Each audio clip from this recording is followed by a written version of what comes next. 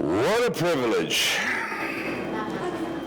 Hi, congratulations. Thank you. I wanted to ask you how you felt about doing the father-son story in Creed, and was it therapeutic at all in the loss of your son's age? That's a very heavy question. To be frank, anytime you can vent emotions that are real, I think it's very, very helpful. And most importantly, I just wanted to respect his memory, and I think we did. So it was good. It was good. Hi, over here. Congratulations on your win. My question is just, how did it feel to win and to get that standing ovation when they announced your name? I didn't expect it at all, and I don't remember the standing ovation. I was in shock. Was it really? Yeah. You're kidding. So I have to get a TiVo. I did not expect to win at all. So, God, I was promising myself that I would be very aware the whole time. It proves I'm not aware, so I got very caught up in emotion. Thank you very much. Just the mere fact that these incredible people were applauding, it makes me realize that, in life, it's really never over till it's over. And it indicates that people should never give up trying. So I think it was a very, very positive message for everybody. Hi, I'm from The Great Reporter. Do you think that the majority of the newer movies are made more about commercial success and less about art? Artists will always be there. It's just that they don't have as many outlets. It's very, very difficult to get a film that's extremely personal in a commercial venue and get more than 100 theaters. For example, if I wrote Rocky today, it most likely would not be made. And if it did, it would be on 25 screens. That's the dilemma. Artists want to be artistic, and companies have to support the bottom line. They have to make money. So here's the big conflict today, and it's just, it's going to be difficult, but as long as the studios are making money, which is good, there'll always be a film industry for the young artists. I have a question for you. I remember speaking with Tom Sherrick when Rocky Balboa came out, Right. and he said, I had asked, does Rocky die at the end of the movie?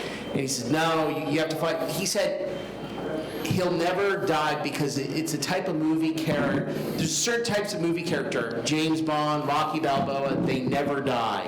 Do you ever have this question every time you make another one of these movies, whether or not he would die, or do you think he'll live on forever, just given his legacy? No, he certainly will not live on forever because he represents what life is all about. Unfortunately, we don't stay here permanently. It's a cycle. And the greatest men in the world have died. Not just Rocky Balboa, but I mean really important men. Great physicists, scientists, doctors, heroes, Galileo, the greatest warriors. There's one thing, I say the one line in the movie that life is undefeated. You pass. You just, time is undefeated. So I was very prepared in this movie to pass on. So we left it at a point where Rocky is still ailing, and we leave it up to the audience's imagination. But what we do try to project is that life is a one-strike baseball game. You get one chance at life, and you better fight to keep it. You just don't, I think I'll try it again. No, you don't get a chance to try it again. So that's what this young man gave Rocky, an ideal to live, because dying is easy, living is hard. Sly, Sam Rubin here. I'll tell you what we'll be talking about tomorrow. Sam, hi, Sam. Well, 2.5 hours ago, we were on the red carpet there, Yes. and I asked you what would it feel like to be on the stage tonight, and you said it would mean everything to you. So It does. congratulations to you. I never expected it, Sam, so you're right. But go ahead, what were you going to finish? You referenced your imaginary friend, Rocky Balboa. over all these decades, have you had conversations with your imaginary friend? Oh, you're really putting me on the spot. Yeah, I have. There's a time when you are alone at 3 o'clock in the morning, 4 o'clock in the morning, I'm writing, that I'll actually go on the computer and turn on where you can film yourself and have ongoing conversations. And in that, sometimes you actually come up with some very interesting, viable ideas. It's just snatches, just something that, because we all have an inner dialogue, and quite often no one really, calculates that into any kind of scripture. In other words, doesn't write it down. But we really are constantly probing ideas. What is life? What is this? What is that? And it just goes right, in one ear and out the other. So yes, I have long conversations with the Rocky Balboa, and every now and then there's a snatch of it. There's a little piece of it that makes it onto the film. For example, when I'm saying that the toughest opponent in the world is when I'm looking in the mirror every morning, I say, okay, the toughest opponent you're ever going to have to face is that guy in the mirror every morning. It's just that, because life is so volatile.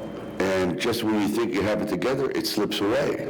Just when you have it in your grasp, it's gone. And that's what makes Rocky viable today, is because he's so imperfect. But he's trying to achieve something that is perfect, and it's just not possible, but he never stops trying.